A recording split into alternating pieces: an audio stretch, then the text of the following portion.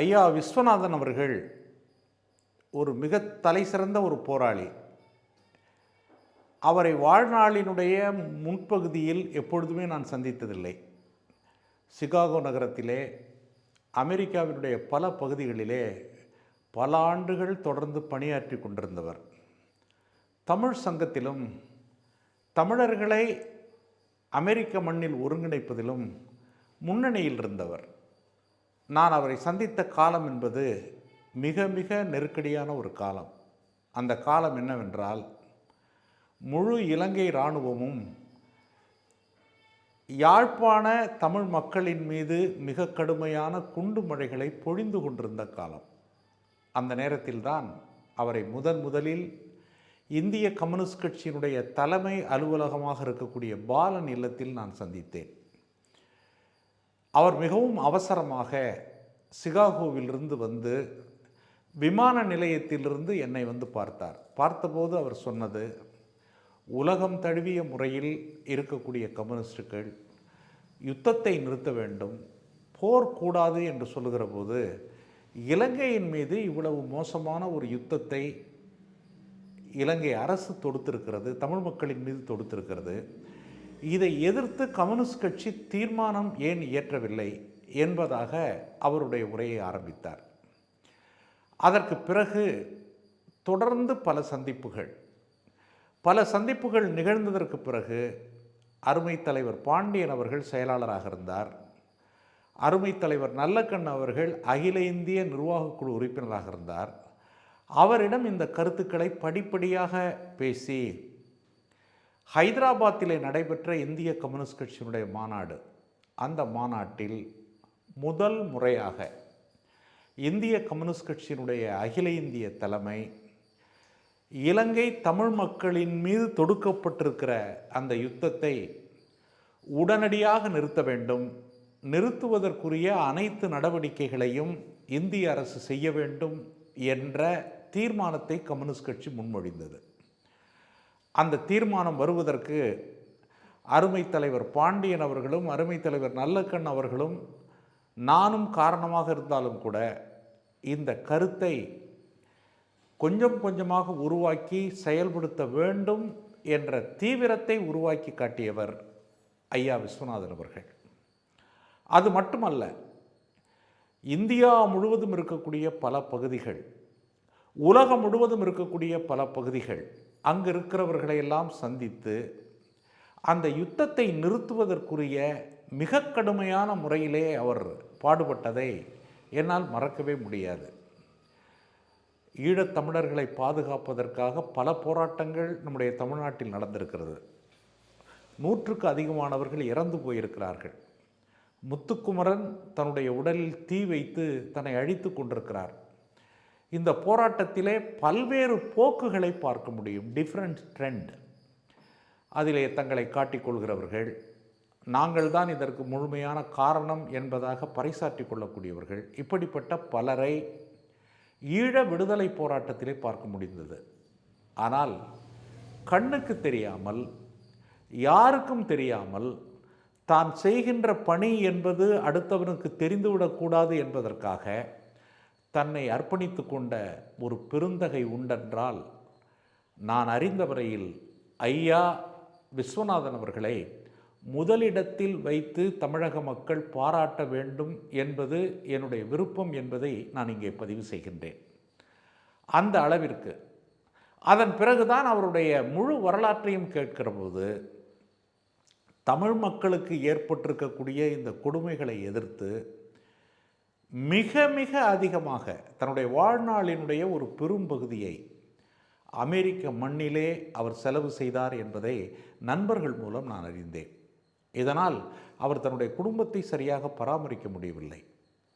அவருடைய துணைவியார் அன்பு தங்கை கண்ணகி அவர்களை நான் அறிவேன். அவருடைய மகனையும் நான் பார்த்திருக்கிறேன். அவர்களுக்கெல்லாம் மிகப்பெரிய ஒரு குறை உண்டு.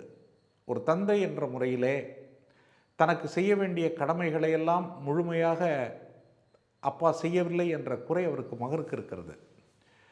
அவருக்கு ஏற்பட்ட நெருக்கடிகள், ஒவ்வொரு நெருக்கடிகளிலும் மிக கடுமையான பாதிப்பை பெற்றவர் அவருடைய துணைவியார் அவர்கள். அந்த குடும்பம் இவ்வளவு கஷ்டத்தில் இருக்கிறது. இங்கிருந்து அமெரிக்கா செல்கிறவர்களெல்லாம் பணம் சேர்ப்பதற்காக செல்கிறார்கள், கோடீஸ்வரர்களாக இருக்கிறார்கள். ஆரம்ப காலத்தில் அமெரிக்கா சென்றவர் அவர் காலத்தில் சென்றவர்கள் இன்று தமிழ்நாட்டினுடைய பல பகுதிகளில் மிகப்பெரிய ஒரு செல்வந்தர்களாக சொத்து சேர்க்கிறவர்களாக இருந்திருக்கிறார்கள். ஆனால் இவரை பொறுத்தவரையில் அந்த பணம், காசு சேர்ப்பது என்பதையெல்லாம் முற்றிலும் புறக்கணித்துவிட்டு ஒரு தன்னலமற்ற செயல்பாட்டைத்தான் அமெரிக்காவிலே அவர் பின்பற்றியதை பின்னர் நான் அறிந்து கொண்டேன். அவரிடம் வேறொரு போர்க்குணம். நான் இந்திய கம்யூனிஸ்ட் கட்சியில் கிட்டத்தட்ட ஒரு 48 ஆண்டு காலம் முழு நேர ஊழியராக பணியாற்றியிருக்கிறேன். கம்யூனிஸ்ட் கட்சியினுடைய மேல்தளத்திலிருந்து அடித்தளத்தில் வரை அனைவரையும் நான் அறிவேன். மிகப்பெரிய ஒரு போராட்டக்காரர்கள், தலைவர்கள், இவர்களையெல்லாம் நெருங்கி நான் பார்த்திருக்கின்றேன். ஒரு கம்யூனிஸ்ட் போராளிக்கு மிக மிக அடிப்படையானது சமரசமற்ற போர்க்குணம் என்பதுதான். என்னை பொறுத்தவரையில் கட்சிக்கு வெளியே அந்த கம்யூனிஸ்டுகளுடைய இலக்கணம் என்று சொல்லக்கூடிய அந்த போர்க்குணத்தையும் அந்த தைரியத்தையும் ஒரு உண்மைக்காக எதையும் இழப்பேன் என்கின்ற அந்த உயர் பண்பையும் கொண்ட ஒரு நபர் யார் என்றால் அது ஐயா விஸ்வநாதன் அவர்களாகத்தான் இருக்க முடியும். இதை மிக இல்லாமல் மிகைப்படுத்தாமல் நான் பதிவு செய்கின்றேன். அவருடைய நற்பண்புகளை நான் பல முறை பார்த்திருக்கிறேன். அதில் ரொம்ப முக்கியமான ஒன்று இந்த மணல் போராட்டம். தமிழ்நாட்டினுடைய மையப்பகுதி காவிரி புகழூருக்கு பக்கத்திலே ஓடுகிறது. அந்த காவேரியிலே வளர்ந்தவர், அந்த காவேரியினுடைய நீரை பருகியவர், அதன் பேரழகிலே சிக்கி கொண்டவர். கடைசி காலத்திலே தான் அங்குதான் இருக்க வேண்டும் என்று அவருடைய மூதாதையர்கள் உருவாக்கிய ஒரு இல்லத்தை மீண்டும் புனரமைத்து அங்கு குடியேறியவர். அங்கு குடியேறிய காலத்தில் பக்கத்தில் இருக்கக்கூடிய அந்த காவிரியை பார்க்கிறார். அதில் நடக்கக்கூடிய மணல் கொள்ளையால் பெரிதும் பாதிக்கப்படுகிறார். அடிக்கடி தொலைபேசியிலே பேசி, ஐயா நல்லக்கண் அவர்களிடம் இதை பற்றி நீங்கள் பேசுங்கள், இந்த மணல் அள்ளினால் கிட்டத்தட்ட அது சுற்றி இருக்கக்கூடிய பல கிராமங்கள் அழிந்து போகும், அதனுடைய இயற்கை வளம் செத்து போகும் என்பதை பற்றி பேசி அதை ஒரு போராட்டமாக மாற்றினார். இந்த போராட்டமாக அவர் மாற்றிய முறை என்பது அநேகமாக நான் அறிந்த வரையில் தமிழகத்தில் யாரும் இவ்வளவு அர்ப்பணிப்போடு அந்த போராட்டத்தை நடத்தியிருப்பார்கள் என்று எனக்கு தெரியவில்லை. ஆற்று மணல் அள்ள அள்ள அதை எதிர்த்து தமிழகம் முழுவதும் இருக்கக்கூடிய எல்லோரையும் இணைத்து விட்டார்கள். அதில் குறிப்பாக ஐயா நல்லக்கண் அவர்கள். ஐயா நல்லக்கண் அவர்கள் தாமிரபரணி ஆற்றங்கரையில் பிறந்தவர்.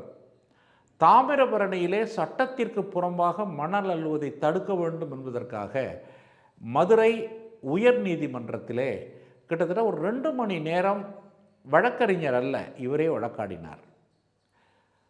நீதிபதிகள் பானுமதி, நீதிபதி நாகமுத்து ஆகியவர்கள் அவருடைய அந்த வாதத்தை முழுமையாக கேட்டு ஆற்று மணல் அள்ளுவதற்கு தடை விதிக்கிறோம் என்ற தடையை அரசாங்கம், கான்ட்ராக்ட்காரர்கள் எல்லாருடைய எதிர்ப்பையும் மீறி அப்படிப்பட்ட ஒரு தீர்ப்பை பெற்றவர். அவரை இந்த போராட்டத்திற்கு தலைமை ஏற்பதற்குரிய முறையிலே ஐயா விஸ்வநாதன் அவர்கள் அழைத்து வந்தார்கள். அவர் முழுசும் அந்த உண்ணாவிரத போராட்டம் எல்லாவற்றிலும் பங்கு பெற்றார். அதற்கு பிறகு ஐயா பழநெடுமாறன் அவர்கள், பழநெடுமாறன் ஐயா அவர்களும் நானும் ஒரு மாலை நேரத்தில் ஒரு பெரிய கூட்டத்தோடு அந்த மணல் எப்படி அள்ளப்படுகிறது என்பதை பார்ப்பதற்காக செல்கிறோம். மாலை நேரம், அது இருள் சூழ்ந்து விட்டது. சரி, அது திரும்பி வருவோம் என்று வருகிற போது நாங்கள் போயிட்டு திரும்பி வர்றதுக்குள்ள ஒரு பெரிய பள்ளத்தை வெட்டி நாங்கள் அந்த ஆற்றை விட்டு வெளியில் வராமல் ஒரு அச்சப்பட வைக்க வேண்டும் என்பதற்கான முறையிலே ஒரு பள்ளத்தை வெட்டி விட்டார்கள். அது மட்டுமல்ல, ஐயா விஸ்வநாதன் அவர்களுக்கு ஏற்பட்டிருக்கிற மிரட்டல் சாதாரண மிரட்டல் அல்ல. கொலை மிரட்டல், அங்கே இருக்கக்கூடிய ரவுடிகளை நள்ளிரவில் வைத்து மிரட்டுவது, அவருக்கு இந்த படுகொலை செய்வோம் என்ற மிரட்டல் வந்தபோது அந்த ஊர் மக்களே, குறிப்பாக பெண்கள், அந்த பெண்கள் கொடுத்த ஆதரவுங்கிறது சாதாரண ஆதரவு இல்லை. அந்த ஊர் மக்களே ஒரு ஆதரவை கொடுத்தார்கள். அதற்கு பிறகு அவர் மீது பொய் வழக்கு போட்டு சிறையிலே அடைத்து இப்படிப்பட்ட பல கொடுமைகள் அவருக்கு நேர்ந்திருக்கிறது. ஆனால் இவ்வாறான கொடுமைகள் நேர்ந்த போதெல்லாம் கொஞ்சம் கூட அவர் மனம் தளர்ந்ததில்லை. ஒரு போராட்டக்காரன் சந்திக்கக்கூடிய ஒரு நிகழ்வுகள் தான் என்பதை அவர் தனது மனதிலே பதிய வைத்திருந்தார். தமிழ்நாடு தழுவிய முறையில் அண்மை காலத்தில் நடைபெற்ற மணல் போராட்டத்திலே முன்னணியில் நின்ற வரிசையிலே ஒரு பட்டியலை இட வேண்டும் என்றால் இவரைத்தான் சொல்ல வேண்டும். அந்த அளவிற்கு அதை ஒரு மக்கள் போராட்டமாக, பல மாதங்கள் தொடர்ந்து நடைபெறக்கூடிய போராட்டமாக அந்த போராட்டத்தை மாற்றி காட்டியிருக்கிறார். இவரோடு பழகிய ஒரு பழக்கத்தை நான் உயர்வாக கருதுகிறேன். அவருக்கும் என் மீது உள்ள மதிப்பு கூடுதல், அதே போல் ஐயா விஸ்வநாதன் அவர்களுக்கும் என் மீது இருக்கக்கூடிய மதிப்பு கூடுதல்.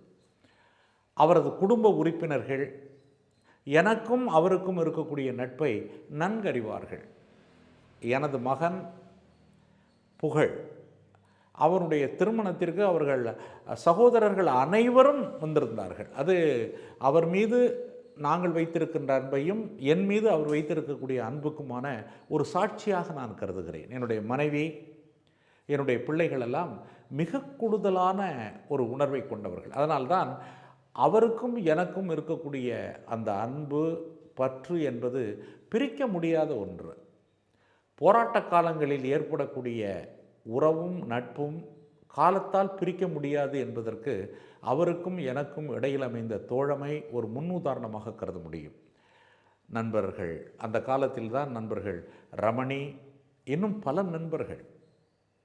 அந்த உறவை நான் எந்த காலத்திலும் மறக்க மாட்டேன். அப்படிப்பட்ட ஒரு ஒரு என்னுடைய போராட்ட வாழ்க்கையிலே கிடைத்த ஒரு மிக அரிய தோழமையாக, நட்பாக அவரை நான் கருதுகிறேன்.